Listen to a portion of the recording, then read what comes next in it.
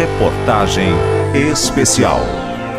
Caminhoneiros assassinados, medo, insegurança, prejuízos milionários, postos de trabalho fechados e impunidade para quem promove e comete o crime. São temas atuais e recorrentes para o setor de transporte rodoviário de mercadorias. O roubo de carga se tornou uma preocupação de motoristas e empresas que, devido ao alto número de ocorrências, têm levado organizações à falência. Em 2011, as perdas chegaram a 296 milhões de reais só no estado de São Paulo, representando 15% do faturamento bruto das corporações. As despesas extras aumentam o chamado custo Brasil.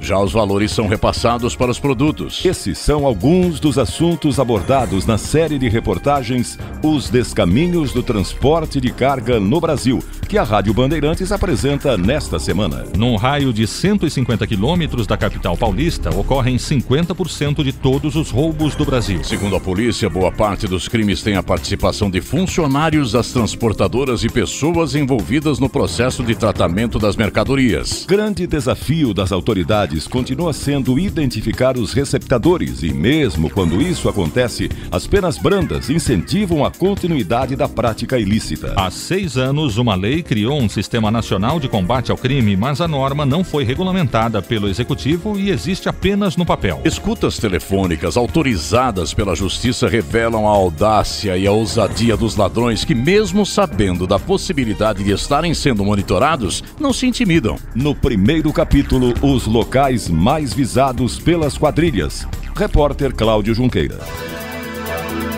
O trecho da via Anhanguera entre as cidades de Jundiaí e Cordeirópolis é o mais perigoso do país para caminhoneiros. Os ataques acontecem geralmente à noite e de madrugada. Conversas telefônicas gravadas pela polícia mostram que uma das quadrilhas que agia por ali tinha informações privilegiadas da carga que queria roubar. Aqui tem o valor mais alto, deu uma esticada, tá andando uns 200 metros à frente da outra, entendeu? Aí é o seguinte, eu troquei ideia com o menino, ele vem atrás da última. Aí a gente vai na da frente para a hora que automaticamente a outra para atrás. Se a outra não parar, pega essa, desenrola e vamos atrás da outra. Vai tentar encostar aqui, tá tranquilo. Tá bom. O ponto crítico nesse trecho da Anhanguera é no entroncamento com a rodovia Dom Pedro I, no quilômetro 103, em Campinas. No ano passado, a estrada liderou o ranking de roubo de cargas do Sindicato das Empresas de Transportes.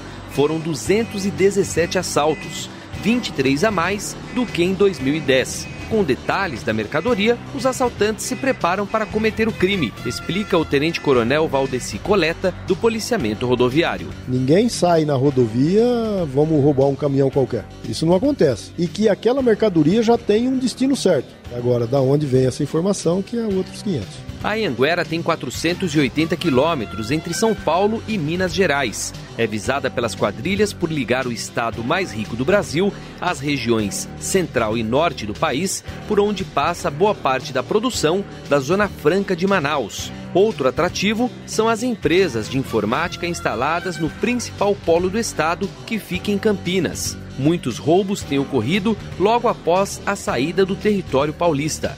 Para o delegado do GAR de Guarulhos, Paulo Pereira de Paula, os marginais conhecem as vantagens de roubar em outro estado. Isso já é feito para dificultar a investigação, tanto de São Paulo quanto de Minas Gerais. Porque o bando sabe que esse motorista muitas vezes vai ter que ser ouvido por carta precatória. Então são circunstâncias que dificultam sobremaneira a investigação e que facilitam o crime. Entre as estradas onde ocorrem mais assaltos, ainda se destacam Dutra, Regis Bittencourt, Fernão Dias e Bandeirantes. Apesar dos roubos mais expressivos serem realizados nas rodovias, pelo volume e valor das cargas, foi a capital que registrou a maioria dos crimes, 58%. Antônio Donizete Augusto voltava do Porto de Santos quando foi atacado às 2h30 da tarde na Avenida dos Bandeirantes.